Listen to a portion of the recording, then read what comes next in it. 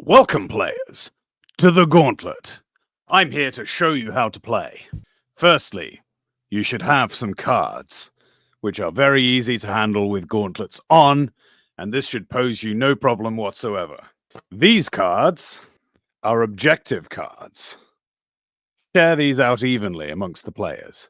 They say objective at the top. That's your clue that those are the objective cards. These cards, with the jewel pattern on the back, these are your roll cards. Everybody gets one roll card, and they get them secretly because most people playing are loyalists, defenders of the king. But some people are sneaky, suspicious. Look at this, deceptive red. They are the conspirators, and they're trying to get their devilish, devish ways.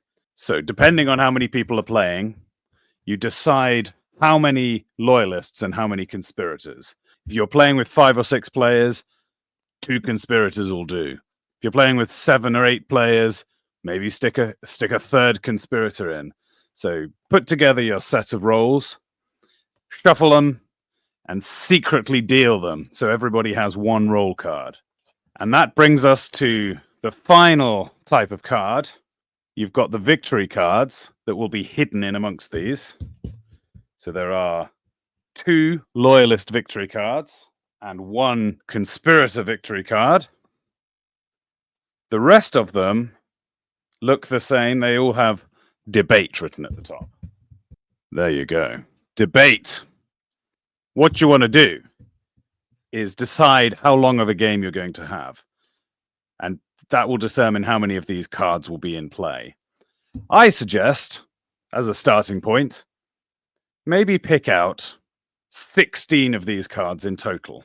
And what you want to do is take half of the debate cards and put them in a pile, and the other half of the debate cards and put them in another pile. And then your victory cards. And you may as well put them face up on the table for now. They're going to be hidden in a second by the fiendish conspirators. The dragon token. Put the dragon token next to one of the piles that you've just created and mark that as the dragon deck. Here is the little horsey being ridden by the knight. If I can get that into focus. There we are.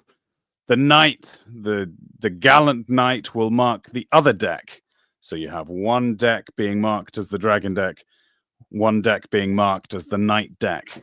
Cards are all over the floor right now. Last but not least, the king. Everybody wants to be the king. The job that we have to do now will involve people closing their eyes, and somebody will say out loud the instructions.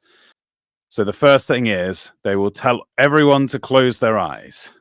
So they'll say, all players close your eyes. And that includes the person who's being the announcer, which is why they have to memorize the instructions. Then they say, conspirators, open your eyes. So the 2 or 3 conspirators open their eyes and look around, and they can see each other. So the conspirators have extra information compared to everyone else. The conspirators, this is the next instruction, conspirators place your victory cards. Now, your victory card, remember there was 1 victory card for the conspirators. Place it face down on one of the stacks, and then place the 2 loyalist victory cards face down on the other stack. So one of the stacks has the conspirator victory card at the top. The other stack has the 2 loyalist victory cards at the top. And only the conspirators know which one is which. And they should keep that in mind. Very important for them to remember this. Next instruction. Place the king token in front of any player. Conspirators, close your eyes. Everyone, open your eyes. So, in summary, the conspirators are going to do 2 things during the night. They're going to choose where the cards go, the victory cards, and choose the king. So let me recap the instructions. Everyone close your eyes. Conspirators, open your eyes. Conspirators, put your victory card on one stack and the loyalist victory cards on the other stack. conspirators place the king token in front of any player, and then close your eyes and everybody awake. Everybody open your eyes again. And then the game is truly afoot. Hopefully that is clear. Now, at the moment, the victory cards are at the top of both stacks. So it's important that the stack is shuffled. And then the other stack is shuffled. And who should do this? But it is the king's responsibility. Whoever has been chosen as the first king needs to shuffle both stacks in a way that means that neither they nor anyone else has a chance of spotting the victory cards at the top of the stacks. So they need to do it, maybe put it behind the back, you know. So now everybody knows that one of the stacks is next to the knight pewter model, and one of the stacks is next to the dragon pewter model. So that is the knight deck and the dragon deck. But only the conspirators know which deck is which with regards to containing the victory cards. So the conspirators will be attempting to draw cards from their winning deck. And the other team are trying to figure out which deck is which and draw from the other one. So it is a team victory game. The only thing that matters is that your team, if you're a loyalist, you want the loyalist victory card to be drawn. And if you're a conspirator, you want the conspirator victory card to be drawn. So for the first round, the king will decide which stack to draw from. So the king, the first thing they do is they pick their successor. So they take their king token. There you are, the king token. Doesn't it look magnificent? The king chooses their successor. They put down the king token in front of somebody else who will be the king next round. But for the time being, they are the king. And they draw from a stack. In the first round, they pick which stack. In subsequent rounds, the decision of which stack to draw from has been decided for them by this point. Now, if the first card drawn is a victory card, game over. And that's a very short game and not that interesting. But that is a possibility. There is a small chance that the game could end after round one. Let's assume that didn't happen. What happens next? So the king has drawn a card. There's a debate card. So the king will read this part of the card, and that determines what the debate will be about. And also will read these two. There you are. Deny, dragon's wing. Affirm, knight's shield. Now, everybody, remember, the very first thing we did was we gave everyone personal objective cards. So in this case, dragon's claw and black. Suppose affirm was dragon's claw, and I've got dragon's claw black. Well, that means I am in with a chance of winning that card for myself, which will have certain advantages. Now the king says, courtiers, I want to hear your opinions. And everybody starts chatting, giving their opinions. Some people will be arguing one side, some people will be arguing the other. The king will listen to all of his wise advisors and then decide whether he affirms or denies the statement on the card.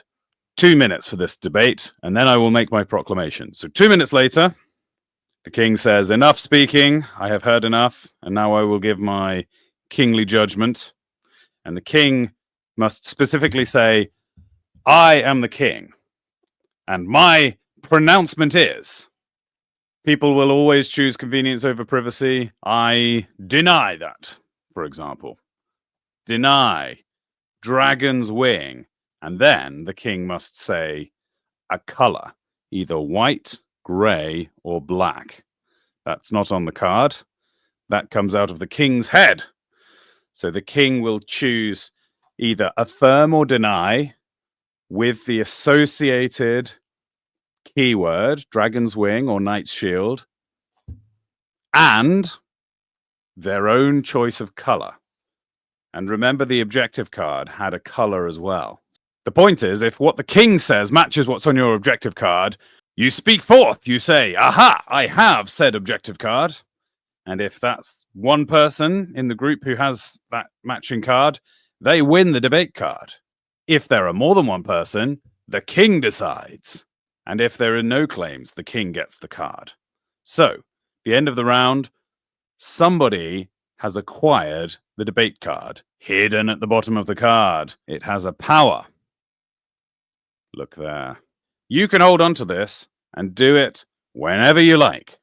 So that debate card, once it's come into your possession, becomes a power card. And you can use that power at your will and discretion. The person who has the pewter token currently in front of them is going to become the next king.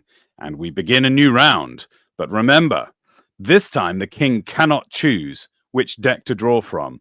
They must choose the deck based on the previous answer. So if it was Dragon's Claw, it's the Dragon deck. If it was Knight Steed, it's the Knight deck. If it was Dragon Fire, it's the Dragon deck. If it's Knight's Helm, it's the Knight deck, etc. Cards are being drawn left and right and left and right, and eventually a victory card is drawn.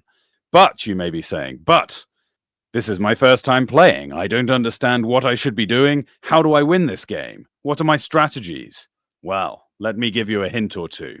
If you are a proud loyalist to the king, and you're on the side of good and righteousness, you will want to unmask the conspirators. How do you do this? Number one, body language. The conspirators might look shifty. Maybe that gives you reason to suspect that they are a conspirator. Perhaps the way that they're playing, you spot patterns in their choices, patterns in their arguments. Maybe that's because you're a conspirator, and you know that the conspirators' victory cards are in that deck. So loyalists, remember you are in the majority. So if you can unmask the conspiracy between you, you can overrule the conspirators and ensure that your victory card, the loyalist victory card, comes out on top. Let's flip the script. Imagine shock and horror. You draw the conspirator card as your roll card. Terrible times. Your nature is twisted and dark, but I will explain how you could use this to your advantage. You and your co-conspirators have extra information. Don't overplay your hand, because once the ruse is up, you have no chance of victory. But until that point, you can steer the game. Good luck, and remember, the king decides.